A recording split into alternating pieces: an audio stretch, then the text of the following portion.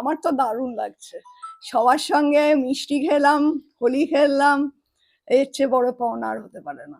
আজকে কি জেতার আনন্দ মনে হলো যা পরিস্থিতি দেখলাম? একদম, মানে আমি একেবারে এখন 1000% থেকে আরো খানিকটা বেড়ে গেলাম, মানে এত জোশ বেড়ে গেল। স্পেসিফিক মানে দেখুন, এখন তো আমাদের মানে একটা রাফ আইডিয়া আছে, সেটাই বলতে পারবো।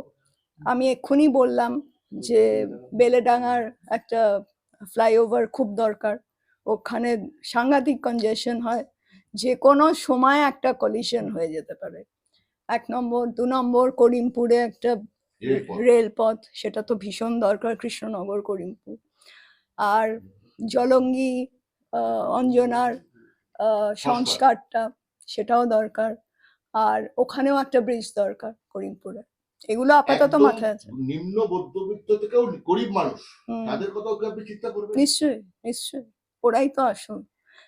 আসল মানে সবাই ইম্পর্টেন্ট, কিন্তু ওরা যা দারিদ্রে থাকে সেটা দেখে কষ্ট হয়।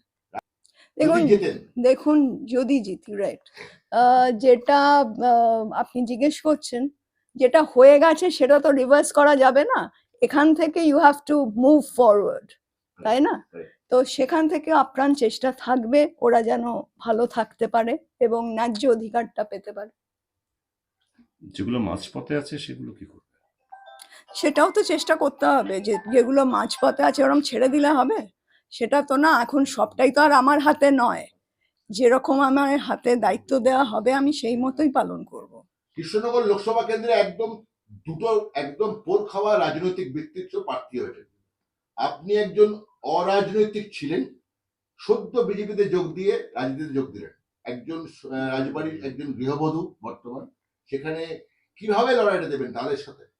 দেখুন, রাজনীতিতে পুরোপুরি ক্লিয়ার বোঝে ভালো, আপনি তো পলিটিক্সটা কেবল নতুন ঢুকলেন। না না না, সেটা তো ঠিক আছে, আমি অ্যাক্টিভ নই, মানে এতদিন ছিলাম না, এখন অ্যাক্টিভ হয়ে যাব, কিন্তু কিন্তু অ্যাক্টিভ না মানে না যে আমি সজাগ নই। দেখুন, দেশে কি হচ্ছে আজকাল সবাই জানে, কেউ বোকা নয়। এবং সব থেকে বড় জিনিস হচ্ছে, অনেক সময় লোকে চুপ করে থাকতো যে দরকার নেই এসব ঝামেলায় ঢোকা, কিন্তু এখন আর সেটা, সেই বাঁধটাও ভেঙে গেছে, ফলে আজকে আমি এখানে। বারোদল সামনেই বারোদল মেলা আসছে, সেখানে যে বিতর্কগুলো ছিল সেগুলো কি আপনি এই মুহূর্তে ঠিক করে নেবেন? কোনো বিতর্ক নেই, কোনো বিতর্ক নেই। যদি কেউ বলে সেটা আমি মানতে রাজি নই, কারণ সবটাই কাল্পনিক। প্রচার কবে থেকে শুরু করছে? আজকেই তো সবে হলো, আশা করি কাল থেকে বা পরশু থেকে হবে।